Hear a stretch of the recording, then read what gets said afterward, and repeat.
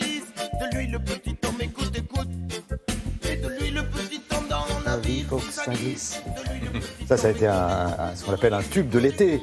Bonjour Richard. Bonjour Thierry. L'aromathérapie, on en parle beaucoup. De plus en plus. C'est les huiles essentielles. Exactement. Alors à manier avec précaution. Bien mais évidemment. en tout cas, je le disais, ça fait un bien fou si on sait bien s'en servir. Absolument. Et c'est l'occasion, c'est l'été. Et l'été, il faut peut-être constituer, essayer de démarrer un traitement par huile essentielle contre les maux de l'été, les moustiques, le soleil, les petits bobos qu'on peut avoir. Donc, il y a une petite trousse à constituer. On est allé voir une spécialiste parce que c'est quoi l'aromathérapie, les huiles essentielles? C'est tout simplement le principe actif d'une plante dont on a extrait justement ce principe et on va essayer de l'utiliser. Mais encore une fois, ce ne sont pas des médicaments, certes, mais il faut l'utiliser à bon escient. Il ne faut pas mettre ça comme ça, n'importe comment. C'est une goutte, 2 gouttes, 3 gouttes. Bon, écoutez, moi je vous propose de voir concrètement quelle trousse à pharmacie constituer, quels sont les types d'huiles essentielles et comment les utiliser. Regardez.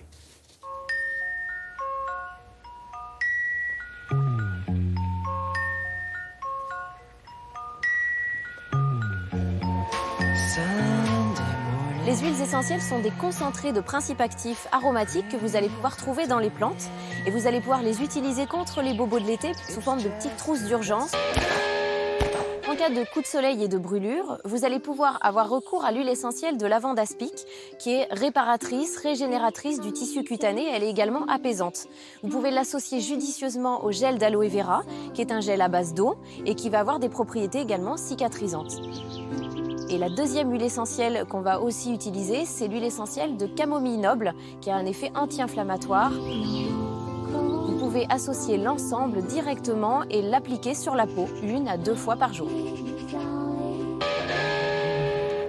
Vous allez pouvoir repousser les moustiques ou même les autres insectes avec les huiles essentielles. C'est notamment l'huile essentielle de Géranium rosa. Elle a une odeur légèrement fleurie et citronnée qui va vraiment avoir une action de répulsif. Vous pouvez l'appliquer sur la peau, sur les zones clés, comme par exemple les poignets, les coudes, les genoux ou la nuque. Quand bien même les insectes vous auraient piqué, alors vous allez pouvoir atténuer la douleur et limiter la réaction inflammatoire au niveau de la piqûre en appliquant directement une goutte d'huile essentielle de lavande aspic. Soyez prudent quand même, si jamais au niveau de la zone de piqûre, ça gonfle anormalement, consultez un médecin pour avoir un avis médical. En cas de coup, l'huile essentielle de menthe poivrée, qui est une huile essentielle puissamment antalgique. On va l'utiliser pure, directement sur la zone concernée. Elle fait des merveilles. Après l'application de la menthe poivrée, vous allez pouvoir utiliser l'huile essentielle d'hélicris directement pour éviter l'apparition de l'hématome. Si toutefois vous avez des plaies qui saignent, le premier geste, c'est tout simplement de nettoyer la plaie au savon. Et ensuite, on va avoir recours pour aider à la cicatrisation à l'huile essentielle de Géranium rosa. Et vous pouvez également mettre une goutte de cette huile essentielle sur le pansement et quelques heures après, vous aurez la plaie qui sera refermée à l'aide de cette huile essentielle. Il y a des précautions à prendre. Vous n'allez pas utiliser certaines huiles essentielles chez les enfants en dessous de 7 ans. On va aussi éviter l'utilisation chez les femmes enceintes et allaitantes. Et aussi prudent si vous avez un terrain allergique. Richard, on n'a pas tous le manuel d'utilisation Bien des sûr. huiles essentielles. Comment est-ce qu'on procède? C'est très simple. De plus en plus de gens conseillent et vendent ces produits. Les pharmaciens d'officine, les herboristeries, les grandes surfaces ont parfois des rayons où on peut avoir... Mais on doit avoir cette information. Et ce qu'on fait ce matin, c'est justement pour sensibiliser, si j'ose dire, les gens, parce qu'on peut tout traiter. Alors bien évidemment, on ne va pas traiter le cancer, bien sûr. Et le sommeil, le sommeil, par exemple, le sommeil, eh bien, on peut par exemple prendre une huile essentielle d'orange. Dès qu'on a une insomnie, on a un réveil nocturne, on prend cette huile essentielle, on la sent et ça apaise les personnes. Donc vraiment, c'est quelque chose que l'on peut essayer. Et pour l'été, ça marche très bien. Vous avez vu cette plaie au niveau du bras, on met juste une goutte et grâce à ça, on peut résorber. Et puis encore une fois, il n'y a pas d'effet secondaire, c'est limitant, mais il y a des conseils à respecter. On ne peut pas le donner à n'importe qui, les enfants, les personnes, les femmes enceintes, il faut éviter. Donc le conseil est là très important. Voilà. Merci Richard, on se retrouve un petit peu plus tard. Pour l'instant, on va retrouver Henri-Jean Servat, parce qu'il y a exactement 300 ans, le tsar Pierre le Grand était en visite en France, et plus spécialement à Versailles. Alors c'est jour très marquant, puisqu'il a jeté les bases de relations diplomatiques entre la France et la Russie. Alors moi, ce que je vous dis, c'est bien, mais ce que va vous dire Henri-Jean Servat, c'est encore mieux.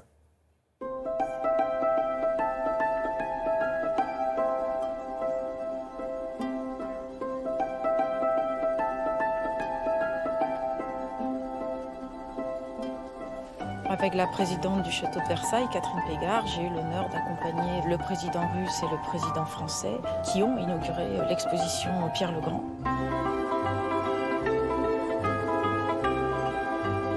Pierre le Grand est un tsar animé d'une curiosité universelle. C'est quelqu'un qui veut tout voir, tout savoir et tout comprendre. Pierre le Grand est animé d'un grand dessein, celui de réformer son pays. Il veut à la fois l'occidentaliser et l'européaniser. Pour ce faire, il va chercher des modèles en Occident. Il effectue donc un premier voyage à la fin du XVIIe siècle. Ce voyage va le mener en Allemagne, en Hollande, en Angleterre, à nouveau en Hollande. Et à ce moment, il veut se rendre à la cour de Versailles. Cependant, Louis XIV ne souhaite pas le recevoir, probablement parce qu'il ne souhaite pas le reconnaître comme son égal. 20 ans après, le 21 avril 1717, le tsar Pierre le Grand est reçu, enfin, à la cour de France. Il est accueilli par le régent, mais c'est bien sûr le roi Louis XV, qui n'a alors que 7 ans, qui va également le recevoir.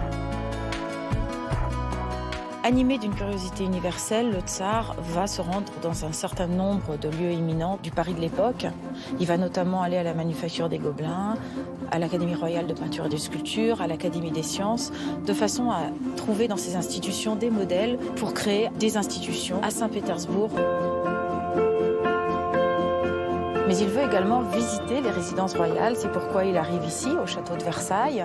Il va séjourner à plusieurs reprises au Grand Trianon, il ira également à Marly, juste à côté de Versailles.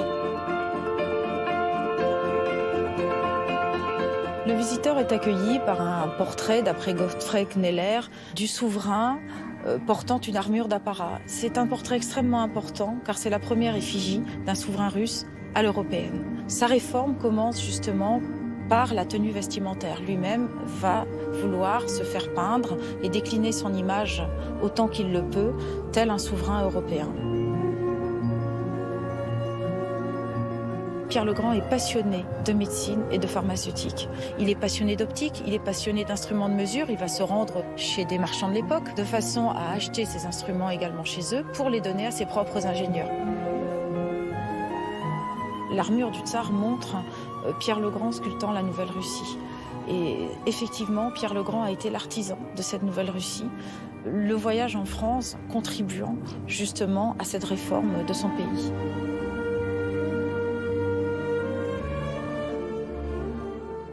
Magnifique exposition Pierre le Grand, un tsar en France 1717. C'est jusqu'au 24 septembre au Grand Trianon, au château de Versailles.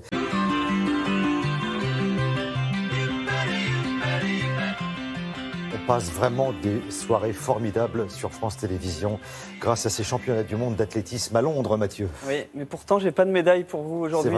Notre compteur reste bloqué à 2 médailles. Pourtant, il y avait une finale hier soir. C'était le triple saut avec cet homme, Jean-Marc Ponviane, qui malheureusement va terminer à la 8e place avec ce saut à 16 mètres 79. On a eu le droit vraiment à un très joli concours, un très disputé. Et à la fin, c'est lui qui gagne, l'Américain Christian Taylor, presque 1 mètre de mieux que le Français. 17 mètres 68 en 3 sauts. Je vous conseille d'essayer chez vous. C'est pas évident du tout. Autre déception, celle de Maïeddine Mekissi. Il voulait se rattraper après sa 4e place sur le 3000 mètres steeple. Malgré la fatigue, il participe, vous le voyez, aux 1500 mètres. Et ça ne passe pas, il finit 7e. Les mondiaux sont donc terminés pour le Rémois. Alors on a eu pas mal de surprises dans ces mondiaux et ça continue. La dernière, c'est sur le 200 mètres. Victoire du Turc Ramel Gouliyev qui est ici en maillot blanc au centre. Une surprise car on entendait 2 hommes dont je vous ai parlé cette semaine. Isaac Makwala qui avait dû courir seul après avoir été mis en quarantaine. Le voici, décevante 6e place pour lui. La nouvelle star sud-africaine Wade van Niekerk doit se contenter de l'argent. Chez les femmes, on n'attendait pas l'américaine Cory Carter et pourtant c'est bien elle en or sur le 400 mètres haies. Une preuve de plus que rien n'est écrit à l'avance en athlétisme. Beaucoup de surprises. Et un petit conseil, restez branchés sur France Télévisions aujourd'hui pour voir à l'œuvre Kevin Mayer. Une grande chance de médaille pour la France sur le décathlon. On le voit ici à l'entraînement. Alors le décathlon, c'est 10 épreuves en 2 jours, 100 mètres pour démarrer ce matin. Il y aura aussi du lancer de poids, du javelot et ça se terminera demain soir par un petit 1500 mètres. Et pourquoi pas faire mieux que l'argent qu'il avait décroché aux Jeux Olympiques de Rio. Bon, tout ça, c'est sur France Télévisions. Une autre grosse, puisqu'on parle de favoris, grosse surprise du côté de Montréal. Oui, c'est le tournoi, le Masters 1000 de Montréal. Et Raphaël Nadal a été éliminé cette nuit. Vraiment un coup de tonnerre, une grosse sensation du côté de l'Espagnol. Il a été battu par un jeune Canadien de 18 ans qui s'appelle Denis Shapovalov. L'Espagnol ne prendra donc pas la première place au classement mondial lundi. La première place qui est détenue par Andy Murray. Autre élimination, celle du Français Gaël Monfils. Il s'incline au tie-break décisif face à Roberto Bautista Agut. Pas de quart de finale donc contre Roger Federer. C'est dommage, hein. On l'a vu briller hier, mais il y a un Français quand même qui brille. C'est Adrian Manarino ici en Hongrie. Le Français disputera son premier quart de finale en Masters 1000. Il a battu un Sud-Coréen en seulement 2-7. Direction les États-Unis maintenant pour parler un peu golf. Début du 99e US PGA et les regards sont braqués sur Jordan Spieth. Il peut battre le record d'un certain Tiger Woods, être le plus jeune golfeur à remporter 4 tournois majeurs. Le Texan, il n'a que 24 ans et pour lui, ça commence mal. Il n'est que 33e après la première journée. Et je voulais aussi vous dire un mot de tir à l'arc. On n'en parle pas souvent, mais les Français ont réalisé un gros coup en arc classique. Ils ont éliminé la Corée, meilleure équipe du monde. C'était à Berlin. Les Français sont donc en finale de cette manche de Coupe du Monde. C'est bien de souligner leur performance, même en dehors des Jeux Olympiques. Alors, on va terminer cette page sport avec... oui, c'est assez insolite. Oui, un petit défi à vous proposer pour vous ce week-end. Je ne sais pas si vous restez à Paris ou si vous allez du côté de la piscine, direction les Bermudes, pour une démonstration avec des rugbymen professionnels. L'équipe des Saracens prépare sa saison de manière très studieuse. Alors, ça ne marche pas forcément du premier coup. Et le travail paye, modèle d'abnégation au deuxième essai. Le joli jeu de passe des Londoniens fonctionne bien. À vous de jouer, j'attends la vidéo lundi. Ouais. J'hésite entre le triple saut, mais là, si je pars du salon, je vais finir dans le vide. Donc, ou alors le triple saut à la piscine. Sinon, voilà, là, il faut 11 plongeoires. Là, là, il faut du matos. Merci beaucoup, Mathieu Rappel. J'étais ravi de passer cette semaine avec vous.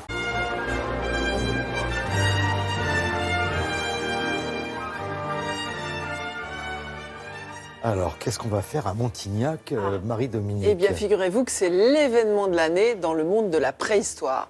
L'ouverture du Centre international de l'art pariétal à Lascaux.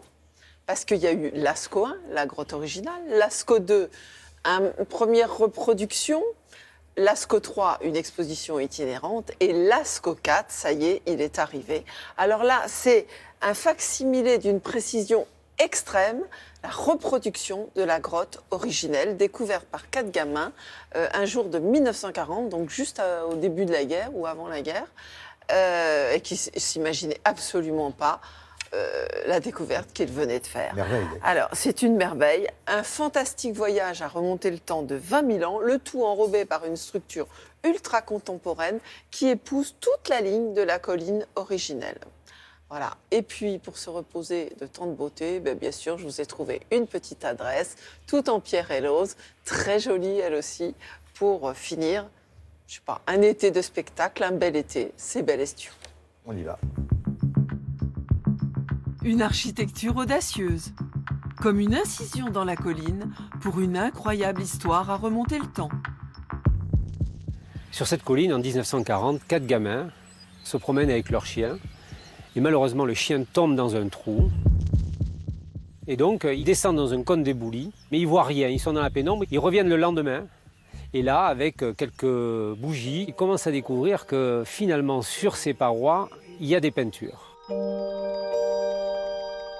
Ils vont voir la personne la plus importante du village, leur instituteur. L'instituteur en parle à la deuxième personne la plus importante, le curé du village. L'abbé Glory, c'est le pape de la préhistoire. En découvrant Lascaux, pour lui, il est sur la chapelle Sixtine de la préhistoire. C'est lui qui qualifiera la grotte de cette manière-là. Il a ensuite mis des calques dans la grotte. Il s'est amusé à relever toutes les gravures. Les calques de Glory, on s'en est encore servi quand on a refait les gravures dans les divers facsimilés que nous avons reproduits. Ce qui est amusant, c'est que les gamins sont restés après pendant de nombreuses années. C'est eux qui faisaient toutes les visites dans la grotte. En fait, ils sont devenus les gardiens du temple. À partir de là, les difficultés ont commencé à naître. Trop de gaz carbonique, trop de personnes qui visitaient. André Malraux décide de la fermer en 1963. Et puis en 1983, ouvre le premier facsimilé, Lascaux 2. Pendant 33 ans, on a accueilli plus de 10 millions de visiteurs. Et maintenant, en 2017, le facsimilé, vous l'avez de manière complète ici au Centre international de l'art pariétal. Vous avez plus de 1000 peintures, plus de 1000 gravures. Et ces gravures, on ne les montrait pas à Lascaux 2. Ce qui fait la force aujourd'hui, c'est 3 éléments essentiels dans la grotte. La salle des taureaux. Vous avez des scènes de chevaux qui ont l'impression de galoper, comme s'il y avait un mouvement dans la grotte. C'est presque du cinéma. Dans la deuxième salle, vous retrouvez la scène de la vache noire. Plusieurs animaux se croisent dans les deux sens sur la paroi. Et bien sûr, des vaches de toutes les couleurs. Et pour compléter cet ensemble remarquable, œuvres et chefs-d'œuvre qu'on admire dans les salles d'interprétation. Lascaux est sûrement un espace sacralisé. Les hommes ont habité les grottes, mais pas Lascaux. Ils habitent un peu plus loin, dans d'autres abris préhistoriques, Logerie Basse par exemple. L'homme de Cro-Magnon restera encore une énigme, puisque toutes les recherches scientifiques ne sont pas terminées aujourd'hui. Au fil du temps, les hommes ont édifié en Périgord un habitat unique. Autant de raisons pour qu'Émilie quitte Paris. C'est vraiment pour la pierre que j'ai le coup de cœur pour cette maison. C'est vraiment la pierre, la lauze, la couleur, l'ocre. Ces pierres, elles racontent l'histoire d'un village, d'un hameau, d'une ferme qui a vécu. Et c'est des toits qui durent 200, 300 ans. Et ça donne en fait la typicité du Périgord noir. Et on a la chance de vivre dans un territoire riche et en culture et en architecture. On est à 13 km des grottes de Lascaux. C'est une chance, vraiment. Cette ancienne maison, c'est une grange et l'ancien salon, c'était l'étable. Et on a conservé les râteliers pour pouvoir faire des endroits pour bouquiner, pour faire la sieste. C'était un vrai souhait de conserver ce qui existait et d'y apporter évidemment du confort, de la modernité. Il y a beaucoup de petits coins ici pour que chacun puisse avoir son petit espace et profiter pleinement de la maison et du calme de Belle-Estiu. De la couleur, un zeste de vintage, respect du passé et chambres épurées. Belle-Estiu, c'est bel été en Occitan. Formidable, enfin, la maison d'hôte formidable, et l'histoire de la grotte de Lascaux. Oui. Hommage aux instituteurs. Bien sûr, ces gamins, en plus, avaient du respect à l'époque, sinon on serait passé complètement à côté de la grotte s'ils n'avaient pas été voir l'instituteur et le curé, qui était une éminence dans le monde de la préhistoire. Merci beaucoup, voilà, du côté de Montignac. Allez-y, vous allez vous régaler.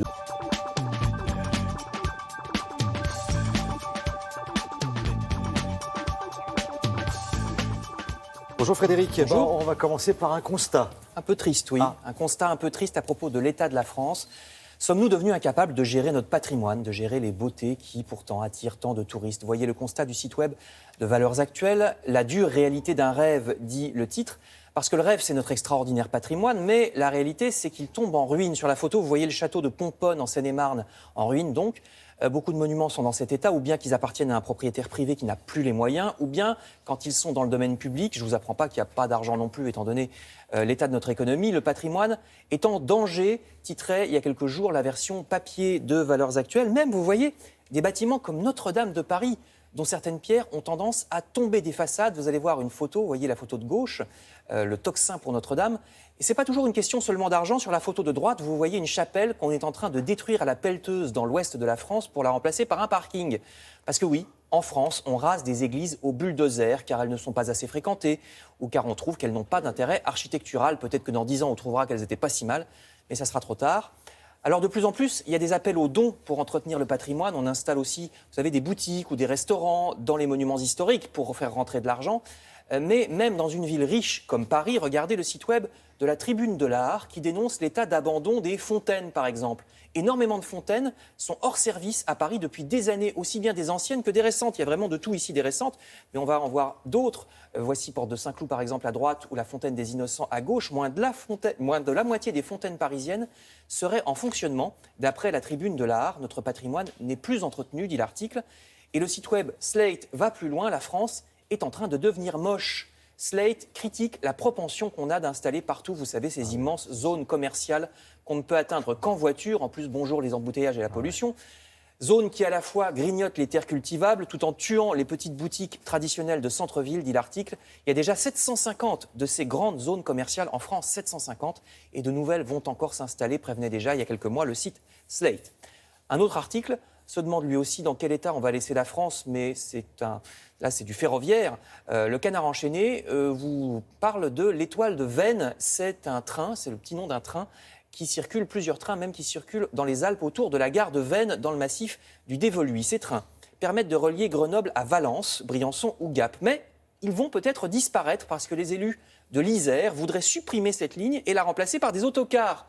Dans une zone de montagne où les routes sont dangereuses, où les cols sont parfois fermés en hiver, supprimer un train pour le remplacer par des lignes d'autocars.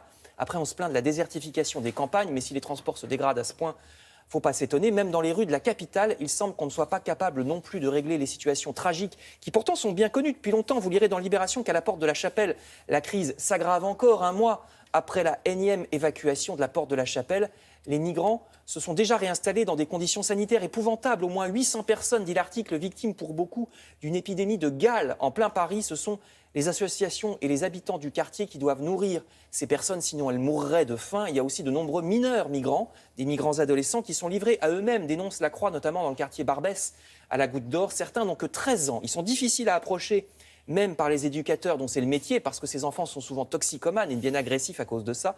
Article assez effrayant à lire dans les colonnes de Libération et de La Croix. Effectivement, c'était un constat un peu triste à destination de tous les élus qui regardent Télématin. Exactement. Et Dieu sait qu'ils sont nombreux et que là, ça va les interpeller. J'espère. Merci Frédéric. À tout à l'heure pour la revue de presse culturelle.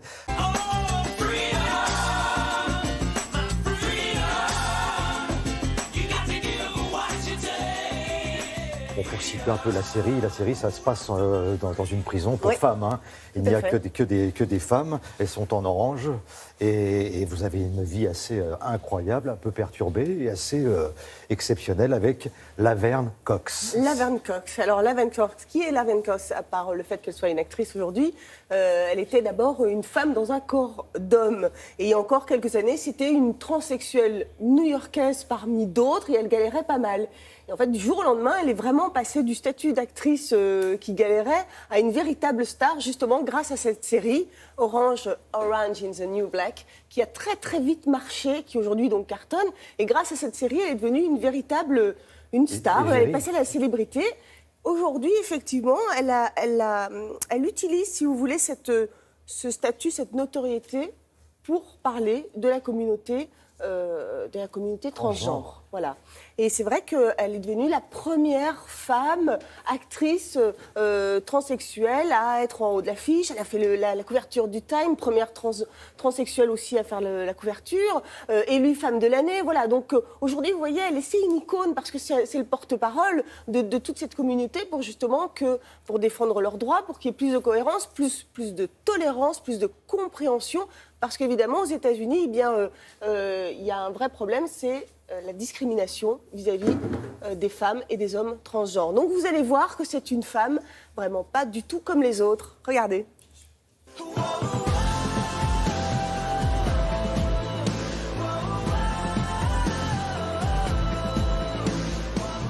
Laverne Cox, il y a 10 ans, c'était une transsexuelle comme les autres aux États-Unis. Elle rêvait d'être une actrice connue, de réussir à New York, alors pas à Los Angeles, elle avait choisi New York. Et aujourd'hui, eh bien, c'est la transsexuelle la plus connue du monde. C'est la première transsexuelle à avoir fait la une de Time, à avoir été nommée par Time comme une des femmes les plus influentes de l'année 2015.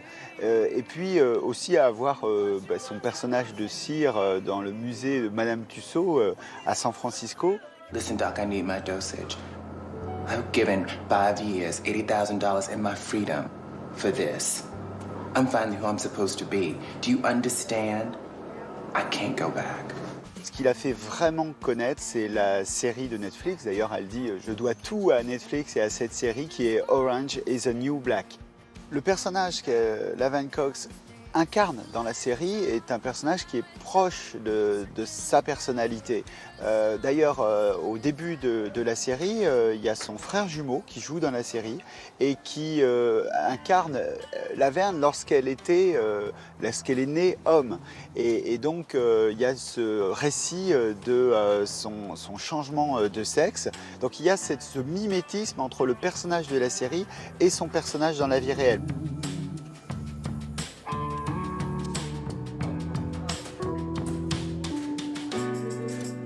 Cette série, elle est intéressante parce que c'est une sorte de tableau de toutes les femmes américaines possibles, lesbiennes, hétérosexuelles, noires, blanches, hispaniques, de tous les milieux sociaux possibles et imaginables, petites, grandes, toutes les femmes américaines peuvent s'y retrouver. C'est pas du tout la série hollywoodienne où toutes les femmes sont belles et jolies. Get the fuck out of my house. Fuck you, female. C'est la première fois véritablement qu'on traite la question du transgenre de manière quasi banale, quasi quotidienne, sans caricature, sans cliché. Et donc ça fait que beaucoup d'Américains, notamment les Américains les plus jeunes, bien vivent avec cette situation des transgenres. Et donc ils vont peut-être dans la vie réelle être beaucoup moins enclins à la discrimination.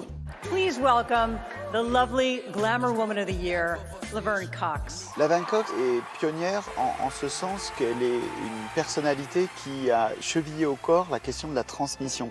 Dans un contexte qui est extrêmement compliqué pour les transgenres, elle assume d'être une figure de proue transgenre dans la société américaine.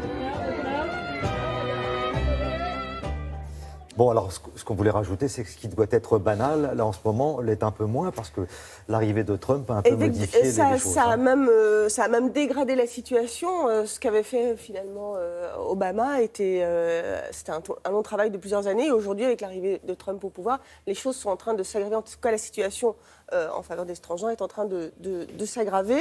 Et c'est pour ça que Laverne Cox, aujourd'hui, en tout cas, son discours est d'autant plus important. Voilà. On en reparle un petit peu plus tard, oui, hein, Marie. Tout à fait.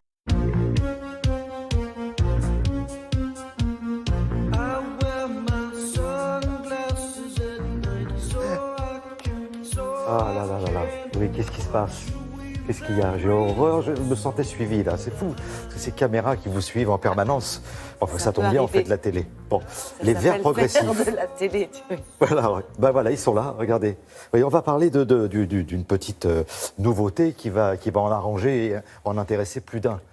Si vous êtes obligé de régler votre vue. Vous savez, à partir de 50 ans, c'est comme ça, on devient presbyte. Ça veut dire qu'on a plus de difficultés à voir de près. Vous savez, c'est le fameux geste où on allonge les bras pour lire le menu au restaurant, le menu en général. Parce qu'on a du mal. Si à cela s'ajoute, il y a quand même 25 millions de personnes qui sont concernées. Si à cela s'ajoute un problème de presbytie, un problème de myopie, ou si vous êtes astigmate, vous avez vraiment besoin de lunettes avec des verres progressifs. Ça veut dire que ce sont des verres où vous avez différentes zones, la vision de près, la vision de loin, la vision intermédiaire. C'est super, mais c'est une invention française d'ailleurs qui date des années 60. Seulement le souci, c'est que vous êtes en permanence en train de faire le point, c'est-à-dire de bouger les yeux pour trouver la bonne zone de vision selon votre situation. Eh bien ça, c'est terminé. Grâce à 5 années de recherche et la collaboration de 3000 patients, on a le leader en matière de fabrication de verres optiques qui vient de mettre au point un verre qui vous permet de profiter de l'ensemble de la surface de vision pour toutes les situations et donc de profiter d'une meilleure image. Donc on a trouvé ça quand même super intéressant, beaucoup plus de confort pour des millions de personnes. Et nous nous sommes rendus au labo rencontrer ceux qui ont travaillé sur ce nouveau produit. Les porteurs de verres progressifs le savent bien, hein, mais il faut chercher la bonne zone dans le verre pour voir net en fonction de ce qu'on regarde. Et cela est renforcé aujourd'hui parce que nos modes de vie changent, nos usages changent, notamment avec l'apparition des outils digitaux, ordinateurs, tablettes, téléphones, bien sûr. Et il est temps aujourd'hui de développer des solutions pour libérer véritablement les porteurs des verres progressifs de cette contrainte-là. Dans ce laboratoire de capture de mouvement, on a pris en compte tous les nouveaux besoins exprimés par nos porteurs de lunettes, ces besoins au bureau, comme chez soi, assis sur son canapé, pour utiliser ces outils digitaux et aussi les outils classiques comme le papier, le journal. Donc nous avons pris en compte toutes ces distances de vision nécessaires pour voir net ces objets et nous avons développé toutes ces technologies autour de ça.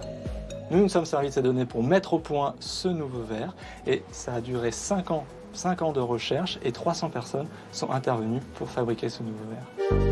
Ce verre va vraiment permettre d'avoir une vision tout à fait naturelle, fluide, dynamique sur tout l'environnement à portée de bras, à distance rapprochée du porteur de verre progressif. Plus besoin de chercher la bonne zone, plus besoin de bouger la tête. Aujourd'hui, on est vraiment libéré de cette contrainte-là du verre progressif. Il faut savoir qu'il y a plus de 60 étapes de fabrication pour fabriquer un verre. C'est un produit sur mesure, réalisé à la commande, vraiment pour chacun. Dans les étapes clés, on a le blocage qui permet de bien positionner le verre dans la machine qui ensuite va sculpter le verre pour lui donner la bonne correction visuelle. Second temps, on va venir polir la surface du verre. L'objectif, c'est de rendre le verre parfaitement transparent. À ce moment-là, on va venir s'assurer, évidemment, de la qualité optique du verre et du résultat cosmétique du produit, bien sûr. Ensuite, nous venons déposer des couches extrêmement minces à la surface des verres qui permettent de donner au verre des propriétés anti-reflet, anti-salissure, anti-statique, anti-buée. On réalise aujourd'hui des verres progressifs pour tous les défauts de vision qui existent. Il n'y a pas de contre-indication, il n'y a pas de limite. Tout le monde peut avoir accès aux verres progressifs aujourd'hui. Et ça, c'est sur le marché, ça y est, il n'y a pas de problème. C'est une belle aventure. C'est un petit peu plus cher, ce qui est quand même normal. C'est à peu près 20 € de plus par verre. Le remboursement de sécurité sociale, évidemment, est le même. ça ne change pas. Ouais. Mais je trouve que, quand même, de temps en temps, il est bon de rappeler qu'on vit à une belle époque pour ce genre d'invention qui facilite vraiment la vie du consommateur. C'est une bonne nouvelle. Merci beaucoup, Isabelle. On se retrouve demain. Avec plaisir. Et la semaine prochaine, puisque je vous confierai les clés de la maison, c'est Isabelle qui vous accompagnera toute la semaine prochaine pour Télématin. Plaisir. Merci beaucoup, Thierry. Merci, Isabelle.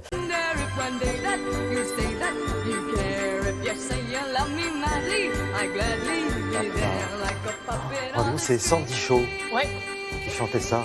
Ouais. Elle chantait pieds nus. Pieds nus oui, ça c'est le petit plus. Oui. Bonjour Karine, Bonjour, très belle Thierry. entrée, hein, vraiment. Oui, vous avez J'avais vu peur qu'ils ouvrent la porte dans le mauvais sens. Moi Je me aussi. suis dit, mon Dieu, pourvu qu'ils ne se trompent pas. Nous continuons, suite du menu gourmand de Karine Tessandier, un menu spécial Écosse pour des raisons bien précises. Absolument, pour des raisons d'actualité, car en ce moment se déroule le festival interceltique de Lorient et l'invité d'honneur, c'est l'Écosse, je vous le donne en mille. Alors je me suis dit, qu'est-ce qu'on mange par là-bas? Quelles sont les spécialités? Donc j'aurais pu vous faire le fameux haggis, le plat national, c'est la panse de brebis farcie. Puis je me suis dit comme ça, de bon matin à 8h15, ça un va stovie. Voilà, donc j'ai décidé de m'orienter vers le stovie. C'est aussi un plat vraiment emblématique du pays, sauf que là, c'est un petit peu plus, comment dire... Corporatif. J'aurais pas dit ça, mais... Consistant. Ouais, si vous voulez. Disons que j'ai arrêté les grillades et les brochettes pour un certain moment, vu la météo. La photo, on se dit que voilà. C'est de la viande d'agneau que l'on va faire mijoter avec un bouillon bien parfumé.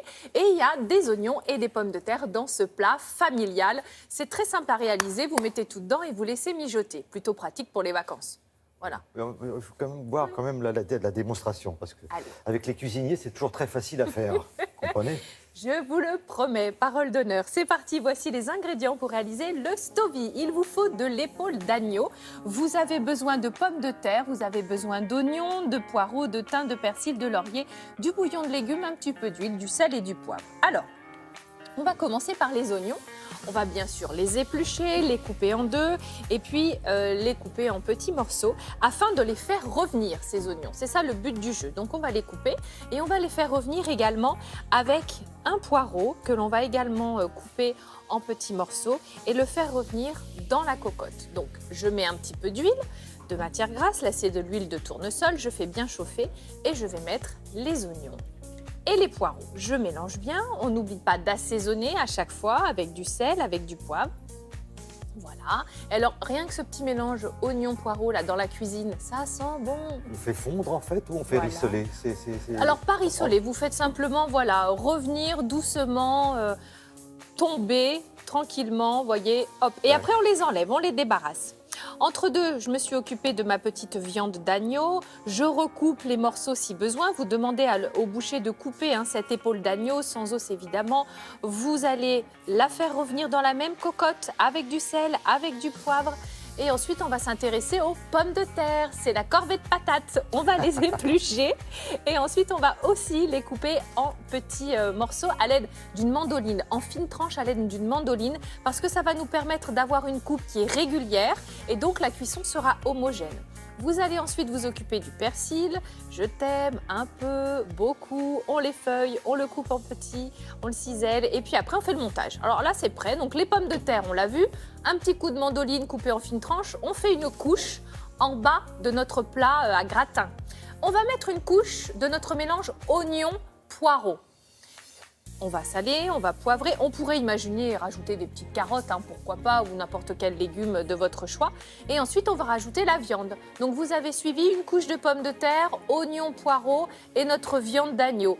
Une couche oignon, poireau et on terminera sur une couche de pommes de terre. Vous voyez, c'est plutôt simple. On va faire un montage dans le plat. Il faut prendre un plat avec des bords quand même assez hauts pour pouvoir tout contenir, d'autant que sur le dessus, on va rajouter le bouillon parce qu'il faut que ça cuise vraiment immergé dans un bouillon de légumes ou un bouillon de volaille. Vous allez vraiment couvrir généreusement votre préparation qui va cuire tranquillement au four. Donc vous allez couvrir pour pas que ça dore de trop, un petit coup de papier aluminium et puis vous allez mettre dans un four préchauffé. Notre four à 160, 180 degrés, tranquillement. 160, c'est mieux, pendant 2 bonnes heures. Ça cuit tout doucement et à la sortie du four, un petit peu d'herbe fraîche, du persil ciselé et vous servez vos convives. Voilà. Je vous ai tout dit. Il est assez tentant ce stovie. Oui, je vous assure, c'est fondant. C'est ça qui est plaisant, c'est que c'est fondant. On aurait pu faire aussi un plat de poisson, de saumon, parce que le saumon est très consommé en Écosse. Mais bon, hier, souvenez-vous, je vous ai déjà parlé du haddock. Ça, c'est une spécialité incontournable, notre soupe de haddock. Et demain, on parlera des scones ou des scones, si on prononce le S, qui sont des petits gâteaux, vous le voyez en bas de votre écran. Idéal pour le petit-déj, d'ailleurs, c'est l'heure. Beaucoup plus. Parfait, demain nous serons là, nous serons là à partir de 7h. Oui. Merci beaucoup Karine. Nous continuons avec les mots d'Olivia de Lamberterie que j'ai eu la chance de rencontrer dans un endroit plutôt sympathique. Et vous savez que tous les étés, on vous incite à lire, on vous propose quelques ouvrages. Et ceux que va vous proposer Olivia sont assez incroyables.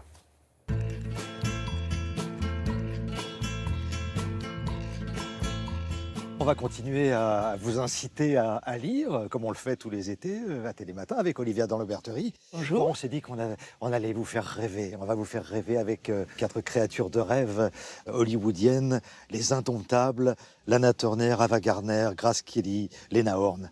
On va vous faire rêver, Olivia. Un peu cauchemardé aussi. C'est vraiment un livre qu'on dévore comme un film en Technicolor. C'est amour, gloire et beauté fatale au travers de l'amitié de 4 stars qui partageaient tout, des choses qu'on imagine, les folles nuits, mais aussi des choses qu'on n'imagine pas. Lana Turner d'abord, alors elle a une enfance vraiment à la Dickens. Elle a un père qui était un joueur qu'on va retrouver abattu sur un trottoir par la pègre. Elle a une mère qui est une perverse narcissique qui n'arrête pas de dire à sa fille soit je t'adore, soit je te déteste. Et puis un jour, elle débarque à Los Angeles. Sa beauté est telle qu'elle est repérée et hop, elle est embauchée par la MGM. Ava Gardner, histoire un peu similaire. Elle vient vraiment des champs de coton de Caroline du Nord.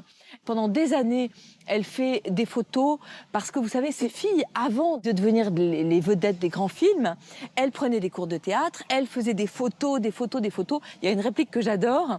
Ava Gardner, elle passe son temps à faire des photos de pin-up et un jour, elle dit « mais montrez-moi les photos ». Et là, elle les regarde et elle dit « oh, bah écoutez, à croire tout ce que j'entendais, je pensais que j'étais plus belle ».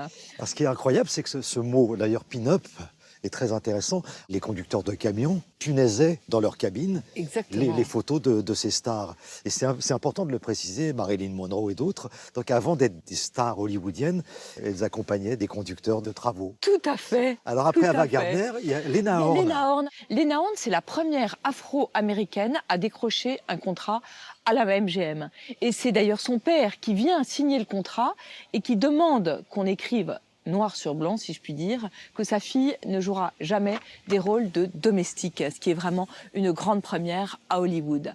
Alors il faut savoir qu'elles boivent, mais alors comme des camionneurs, pour le coup, elles s'amusent énormément. Ava Gardner, elle a une passion, c'est aller dans les bordels. Elle emmène ses petites amies dans les bordels, et là elles boivent.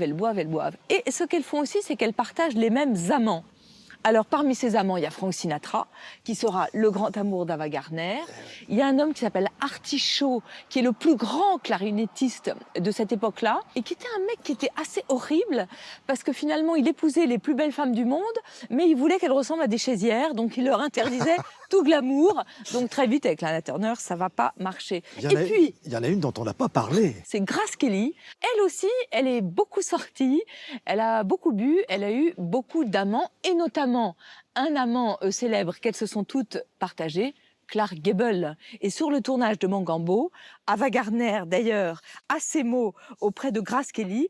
Elle lui dit, écoute, tant qu'on n'a pas été dans le lit de Clark Gable, on n'est pas vraiment une star. Ça, c'est incroyable. Donc, on voulait vous faire rêver.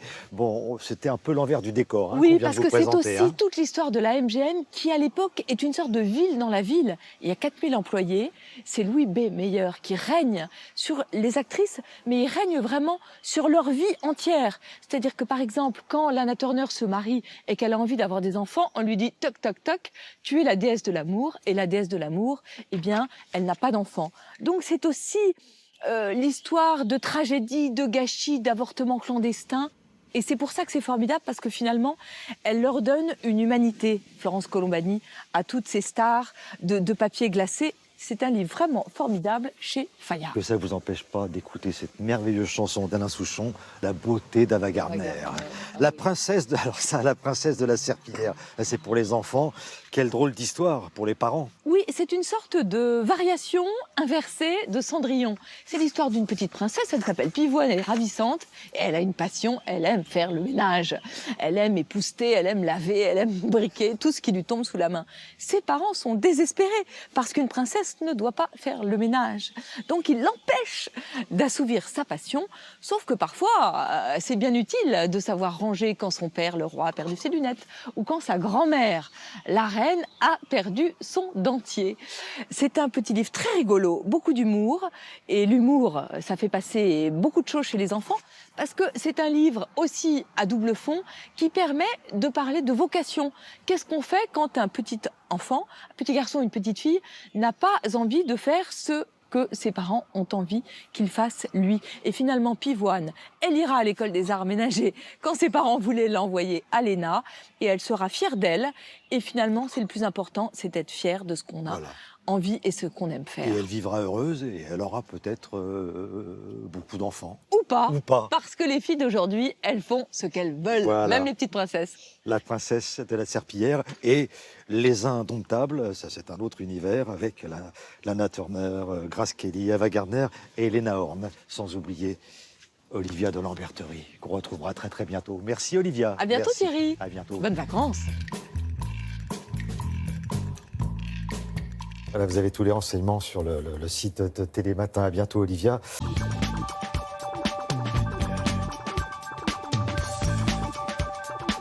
Avec une question qui nous taraude depuis plusieurs semaines. Question sur un grand classique depuis 100 ans même.